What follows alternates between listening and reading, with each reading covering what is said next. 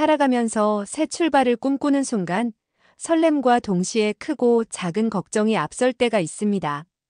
경제적으로 어려움을 겪는 분들에게는 더욱 큰 부담으로 다가올 수 있습니다. 오늘 이 시간에는 바로 이러한 부담을 덜어드리기 위해 국가와 지자체에서 제공하는 30만 원, 50만 원, 70만 원, 100만 원의 특별한 지원 제도에 대해 자세히 알아보는 시간을 가져보겠습니다. 많은 분들이 모르고 지나칠 수 있는 중요한 정보이니 주변에 도움이 필요한 분들이 계시다면 꼭 주목해 주시기 바랍니다. 이 정보를 통해 여러분의 새로운 시작에 작은 힘이 될 수 있기를 바랍니다.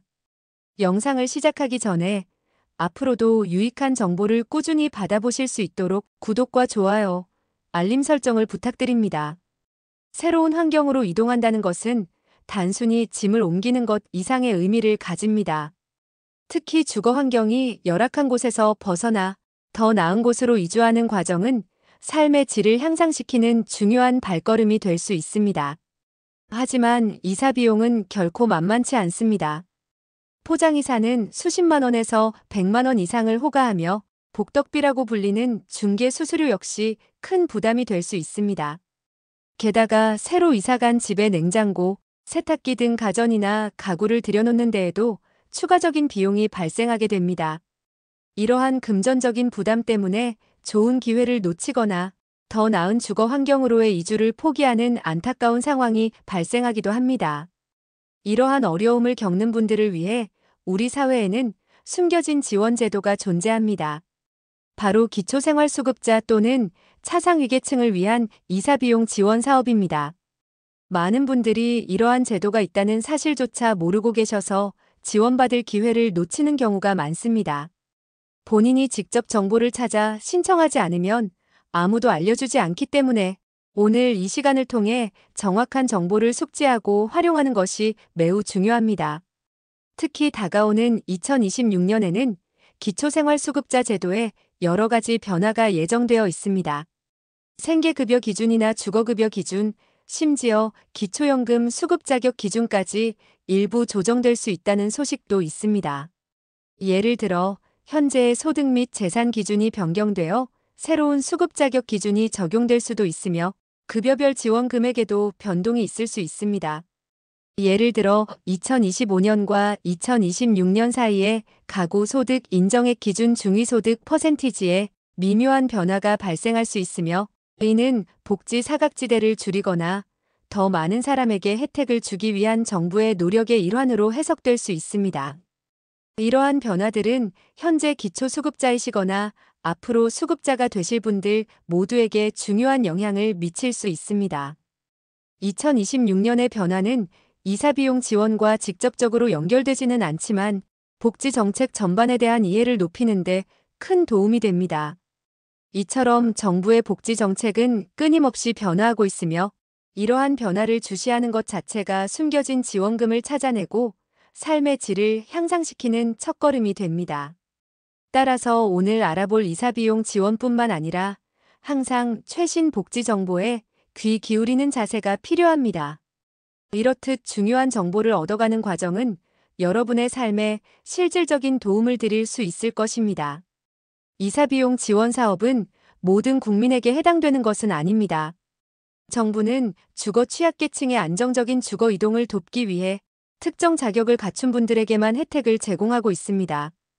가장 핵심적인 지원 대상은 바로 기초생활수급자 또는 차상위계층에 해당하는 분들입니다. 이는 이 지원 사업이 사회의 가장 취약한 계층의 주거 안정을 목표로 하고 있음을 명확히 보여줍니다. 기초생활수급자는 말 그대로 국가로부터 최저생활을 보장받는 분들을 의미하며 생계급여, 의료급여, 주거급여 등을 받는 분들이 이에 해당합니다. 차상위계층은 소득 인정액이 기준 중위소득 50% 이하이면서 기초수급자에 해당하지 않는 분들로 잠재적으로 빈곤층으로 떨어질 위험이 있는 계층을 지칭합니다. 예를 들어 소득은 기초수급 기준을 조금 넘지만 재산이 거의 없어 생활이 어려운 가구 등이 이에 해당할 수 있습니다. 또한 단순히 기초생활수급자 또는 차상위계층이라고 해서 모두 지원받을 수 있는 것은 아닙니다. 이사 전의 주거 환경과 이사 후의 주거 형태에도 특정 기준이 적용됩니다. 지원을 받을 수 있는 주된 경우는 매우 열악한 주거 환경에서 보다 안정적인 주택으로 이사하는 경우에 해당합니다. 구체적으로는 쪽방, 고시원, 반지하, 비닐하우스, 컨테이너 주택 등 사람이 살기에 부적합하거나 주거 환경이 매우 취약한 곳에서 LH 임대주택 또는 전세임대주택으로 이사하는 경우가 대표적입니다. 예를 들어 한 달 월세 20만 원짜리 반지하 원룸에 거주하던 김복지 씨가 LH에서 공급하는 전세임대주택에 당첨되어 이사를 가게 되는 경우 이사비용 지원 대상이 될 수 있습니다. 또는 창문도 없는 좁은 쪽방에서 오랜 기간 생활하시던 박안심 씨가 지자체의 도움으로 공공임대주택으로 이사할 기회가 생겼을 때도 이사비용 지원을 신청할 수 있는 중요한 대상이 됩니다. 더 나아가 일부 지자체에서는 지원 대상 범위를 조금 더 확대하여 운영하기도 합니다. 예를 들어 서울시의 경우 기초생활수급자 및 차상위계층뿐만 아니라 특정 조건의 한부모 가구 또는 보호종료 아동 등 주거 사각지대의 노인 청년들을 지원 대상으로 포함하기도 합니다.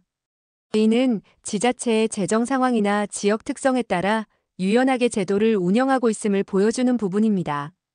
중요한 것은 본인이 기초수급자 또는 차상위계층에 해당하고 현재 거주하는 곳이 열악하며 앞으로 이사할 곳이 LH 임대주택이나 전세임대주택과 같은 공공주택이라면 이사비용 지원 대상이 될 가능성이 매우 높다는 점입니다. 본인이 대상자인지 아닌지 불확실하더라도 일단 신청을 위한 문의를 먼저 해보는 것이 가장 현명한 방법입니다. 미리 실망하거나 포기하지 마시고 적극적으로 알아보시기를 권해드립니다. 이사비용 지원 사업을 통해 어떤 항목을 지원받을 수 있고 지원 금액은 얼마 정도 되는지 구체적으로 살펴보는 것이 중요합니다. 이 지원 제도는 단순히 이사하는 데 드는 비용을 보전해주는 것을 넘어 주거 안정에 필요한 여러 부대 비용까지도 고려하고 있습니다. 기본적으로는 이사 비용 자체가 주된 지원 대상에 해당합니다. 이는 이삿짐 센터를 이용하거나 직접 짐을 옮기는데 필요한 차량 렌트비 등을 포함하는 개념입니다. 예를 들어 혼자 사는 어르신이 적은 짐이지만 포장이사를 이용해야 하는 경우 이삿짐 센터의 견적 비용을 지원받을 수 있습니다. 또는 청년 1인 가구가 소형 트럭을 빌려 친구의 도움을 받아 직접 이사하는 경우 트럭 렌트비와 유류비 등 실비가 지원될 수도 있습니다. 그 다음으로 중요한 지원 항목은 중개 수수료입니다. 많은 분들이 이사할 때 부동산 중개업소에 지불해야 하는 수수료 부담을 간과하는 경우가 많습니다. 중개 수수료는 계약 금액에 따라 책정되기 때문에 예상보다 큰 금액이 될 수 있습니다.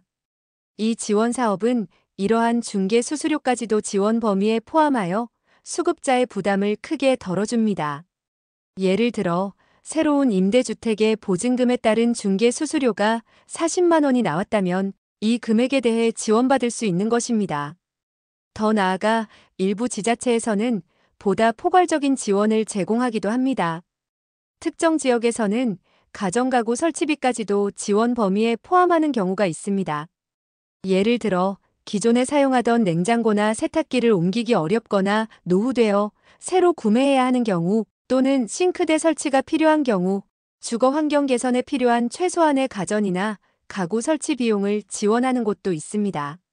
이는 지자체의 복지 예산과 정책 방향에 따라 다르게 적용될 수 있는 부분이니 반드시 본인이 이사할 지역의 담당 기관에 문의하여 확인하는 것이 필수적입니다.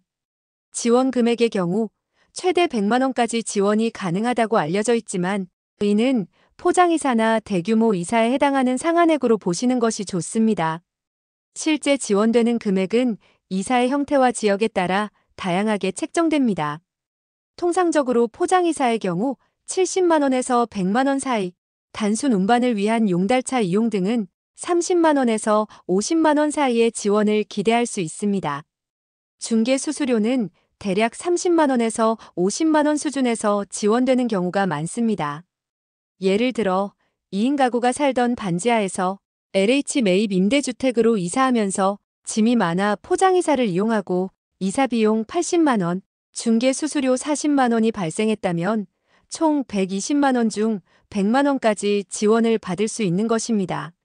반면 1인 가구가 간단한 집만 있어 용달차를 이용해 35만 원을 지출했고 중개 수수료는 발생하지 않았다면 35만 원 전액을 지원받을 수 있을 것입니다. 이렇게 이사의 규모와 필요에 따라 지원되는 금액이 달라지므로 구체적인 견적을 먼저 받아보고 상담 시 제시하는 것이 좋습니다. 이사비용 지원을 받기 위한 신청 과정은 몇 가지 중요한 단계와 주의사항을 포함하고 있습니다. 아무리 좋은 제도라도 신청 방법을 정확히 알지 못하면 혜택을 받을 수 없기 때문에 이 부분을 특히 자세히 알아두시는 것이 필요합니다. 가장 먼저 이사를 결정하셨다면 이사 전에 반드시 거주하시고 계신 지역의 주민센터 복지팀에 먼저 전화하여 상담하는 것이 중요합니다. 이때는 단순히 이사비용 지원받을 수 있나요? 라고 묻는 것보다는 제가 기초생활수급자이고 현재 주거 환경이 이러하며 곧 LH 임대주택으로 이사할 예정인데 이사비용 지원을 받을 수 있는지 문의드립니다. 이와 같이 구체적인 상황을 설명하는 것이 좋습니다.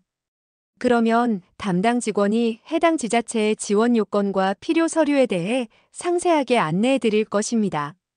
미리 상담을 받으면 불필요한 서류 준비나 시간 낭비를 줄일 수 있고 지역별로 다른 지원 기준에 대한 정확한 정보를 얻을 수 있습니다.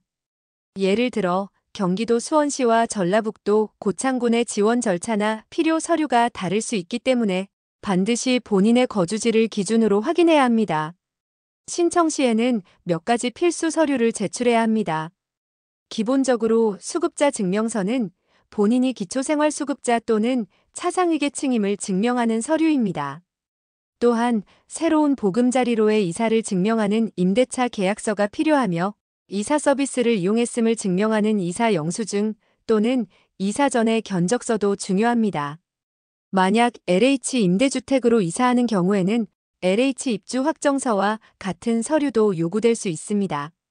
마지막으로 지원금이 입금될 본인 명의의 통장 사본을 준비해야 합니다.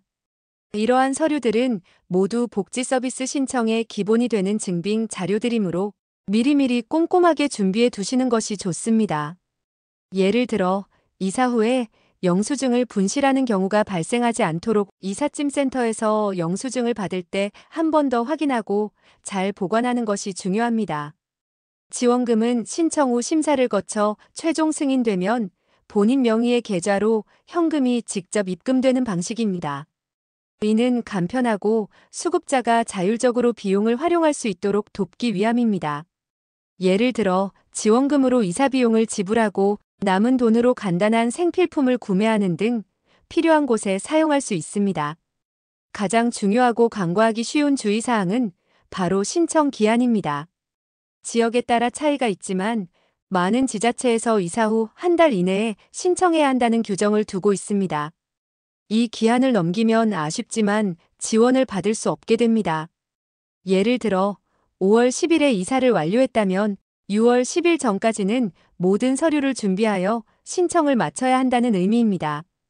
따라서 이사 후에 새로운 환경에 적응하느라 바쁘시더라도 이사비용 지원 신청을 최우선으로 처리하는 것이 중요합니다. 이사 일정을 잡을 때부터 이사비용 지원 신청 기한을 염두에 두고 계획을 세우시는 것이 현명합니다. 이렇듯 신청 기한을 놓쳐 지원받지 못하는 일이 없도록 반드시 유의해야 합니다. 앞서 설명드렸듯이 이사비용 지원 사업은 지자체별로 지원 범위, 금액, 그리고 절차에서 차이가 있을 수 있습니다. 따라서 이사를 계획하거나 지원을 알아보시는 분들은 반드시 본인이 거주하는 또는 이사갈 지역의 지자체 특성을 정확히 이해하고 맞춤 전략을 세우는 것이 매우 중요합니다. 중앙정부의 기본적인 지침은 있지만 각 지자체가 예산과 지역 주민의 특성을 고려하여 세부적인 기준을 조절하고 있기 때문입니다. 예를 들어 어떤 지자체는 가정가구 설치비까지 지원 범위에 포함하지만 다른 지자체는 이사비와 중개 수수료만 지원하는 경우가 있습니다. 지원 금액 또한 최대 100만 원이라는 큰 틀은 같지만 실제 지급되는 실비 상한액이나 포장이사, 일반이사, 중개 수수료 등 각 항목별 세부 지원 상한액이 다르게 책정될 수 있습니다.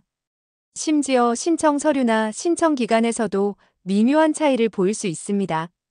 예를 들어 부산광역시 영도구에서는 이사 후 3개월 이내 신청을 허용하는 반면 서울특별시 강서구에서는 이사 후 1개월 이내 신청을 원칙으로 하는 것처럼 지역마다 기한이 다를 수 있습니다.